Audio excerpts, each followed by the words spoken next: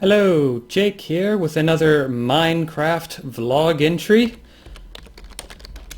It is currently day 238 in our valley world.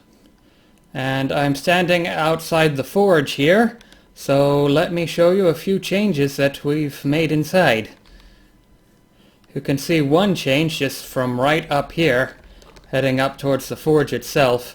And that is I've added a blast furnace, which is busily turning our iron into steel for us, and it's already made up quite a bit, although it really eats through this coal coke, so we really have to keep that thing fed. But if I come on around, you'll notice this is still the same, still haven't been able to build my fancy ore processing machine yet, but all that's coming. And once again you can see the stats on what we've been collecting here.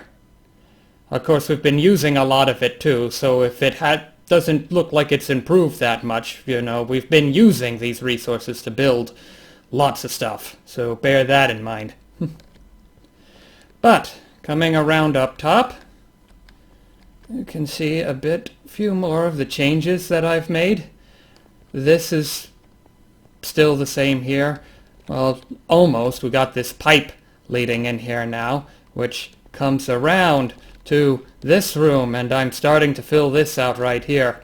This lovely machine right here makes all kinds of blocks, and it's just a block gen machine. You turn it on and it generates the blocks. And this is all the stuff that it generates here. Glass, sand, gravel, and obsidian. We got 9 stacks of obsidian, which is really good because we can use that for building blast-proof chambers and the like.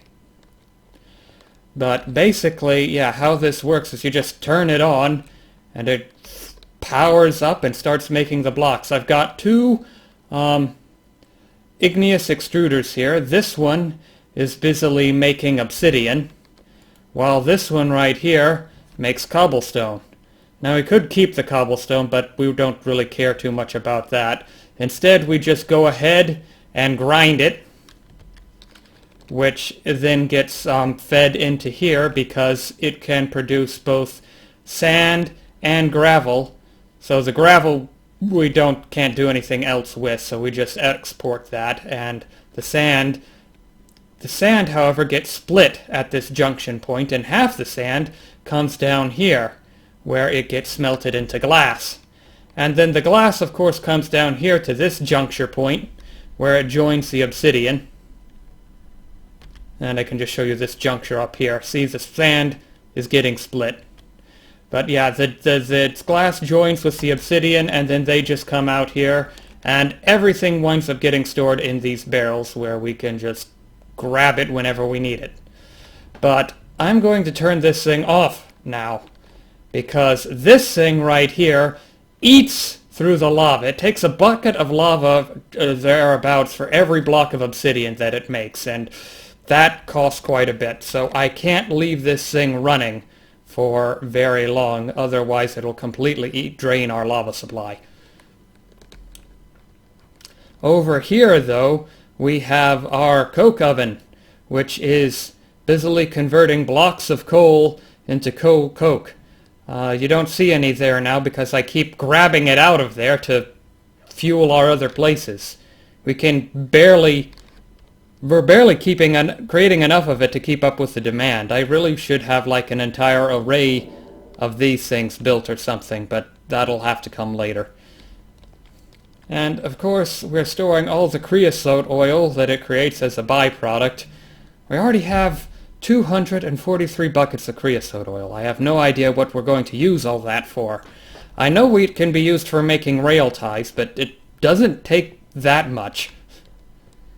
But anyway, you gotta store it somewhere until I can get void piping, and then you can just delete the stuff. Still haven't built that bridge out this way yet, although I definitely want to. and I think that will be coming in the future. Of course, I say that now and I may never actually build it, but that's one of the neat parts of these videos. You get to see what my plans were and whether or not I reach them. But let's come back down around, because we have more to show at the rest of the base. And in particular, out here in this little yard area in front of the forge. Now this over here, this is just a temporary setup. We're not going to be keeping this wall of furnaces around just sitting out here in the open. But we needed these to convert a bunch of the material that we were collecting for a future build project that we're going to work on. We've been making nether brick over here, as well as lots of smooth black granite from the black granite cobblestone.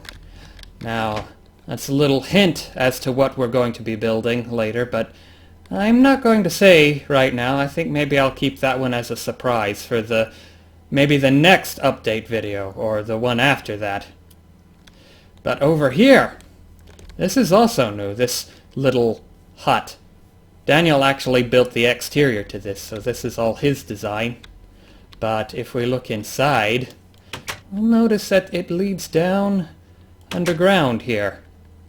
And if we look down under here, this is our power station.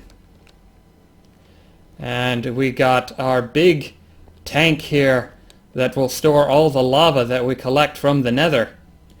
We've already been eating through it. There's only about 97 buckets worth in there right now, and it's still dropping because I turned those machines on upstairs to demonstrate how they were working. So this will be much more impressive looking once it's actually filled with lava, but that will take some time. Once we get our rail carts moving and transporting lava for us, so that we're no longer having to run back and forth to the nether, then maybe we might get to see this thing filled. But right now it's powering these banks of magmatic dynamos, which are all very busy, converting it into redstone flux, which then gets stored in this centralized storage cell right here, and then that feeds off into other directions to go all over the base wherever it's needed. And we're very centrally located, practically right in the center of the entire valley, so it's an ideal location for the power base. If you look off this way, this is just a service corridor that leads out over to the workshop and forge. So that's where all the power is going right here. And this pipe right here is transporting lava. So not only is this tank providing lava for the magmatic dynamos over here to provide all the power for our base, it's also sending out lava over there for the obsidian generator and the forge itself, because the forge requires lava in order to smelt things. So it's supplying lava where it's needed as well. Excuse me. Down this way, however, this way here leads off into our mines, which I've never actually shown you because, well, they're mines. They all wind up looking the same, more or less. But this way goes off down into the mines, deep underground. Coming back this way, though, this leads up on around to this area right here, where we first started the game, and our little house and our stairwell leading down to the mines, and the farms up here. And they're still growing along, as they always have.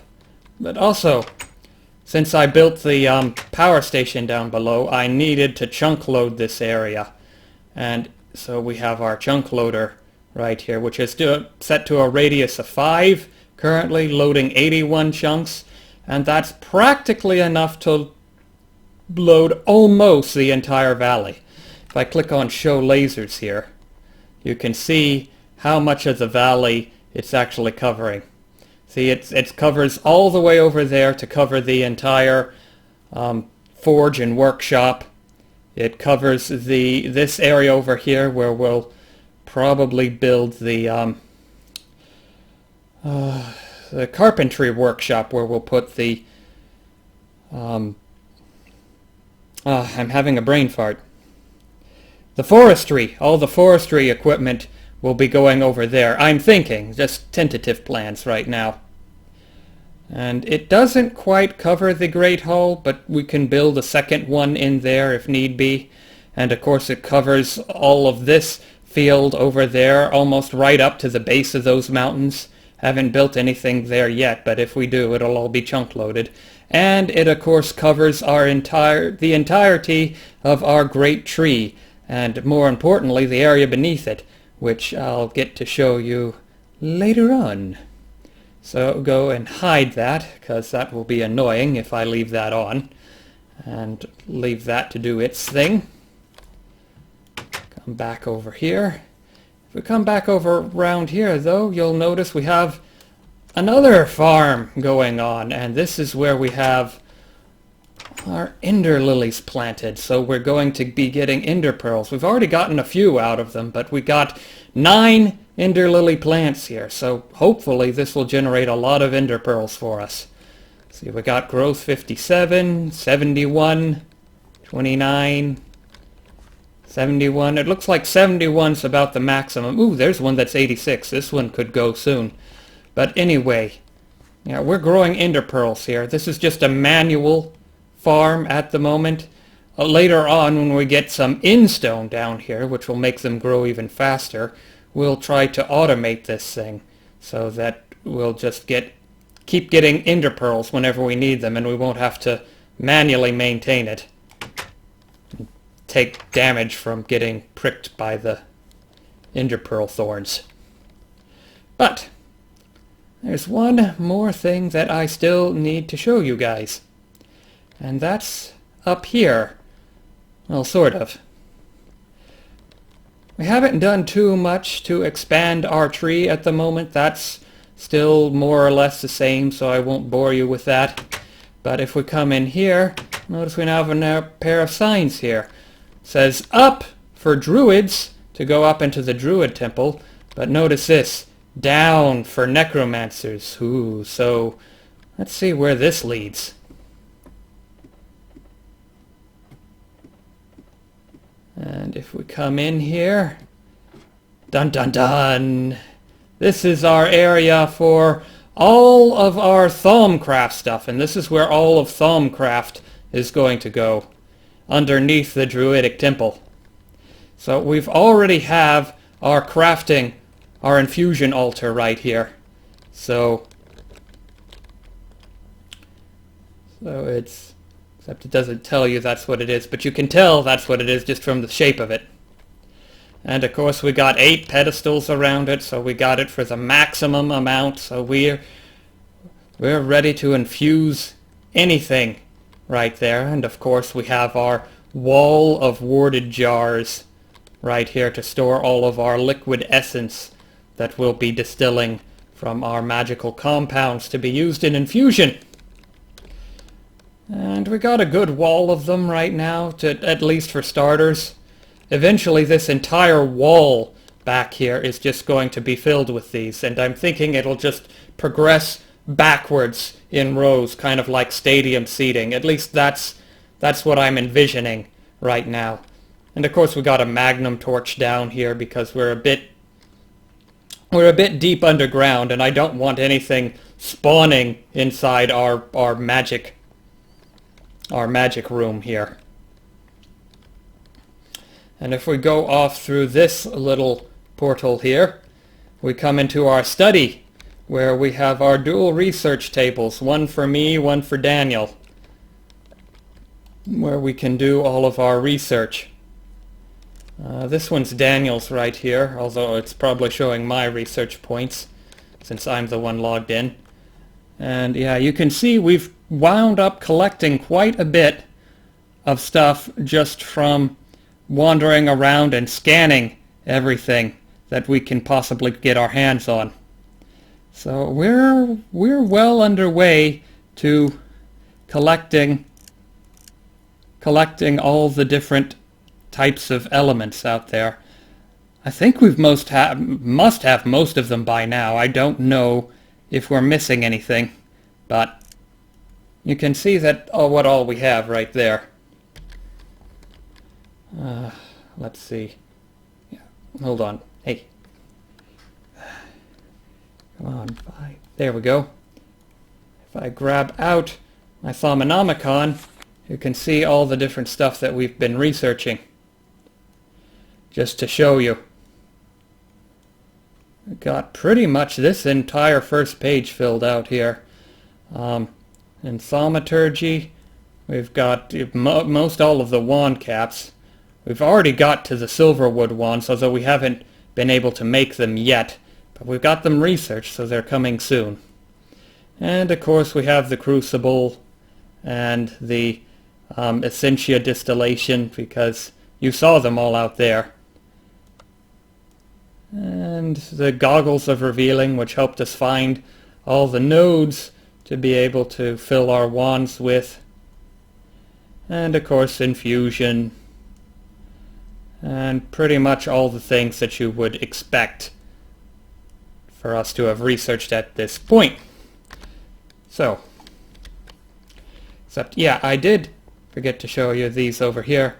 Of course we have our alembics set up with our alchemical furnace ready to distill down the the different magical compounds that we put in there into their core elements, which we can then put into the warded jars for later.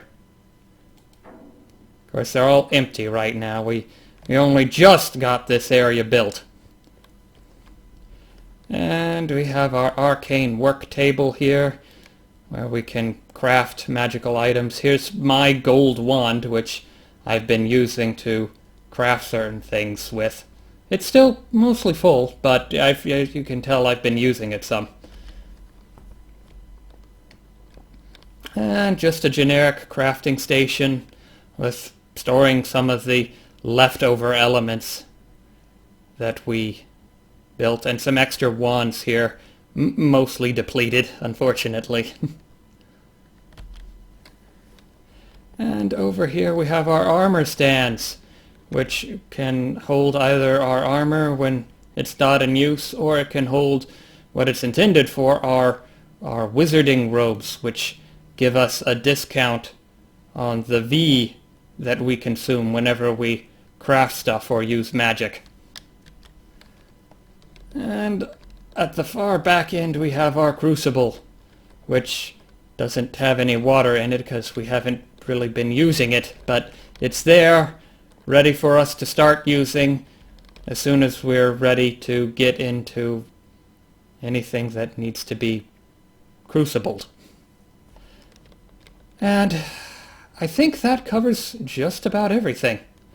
So, I'll just come back round over here to give you one last look at the infusion altar and the room, the glorious room surrounding it. It'll look more impressive as we go on in forward, I'm sure. But that's enough for now. That covers just about everything that we've built. So I'm going to sign off now, and I shall see you next time. Bye.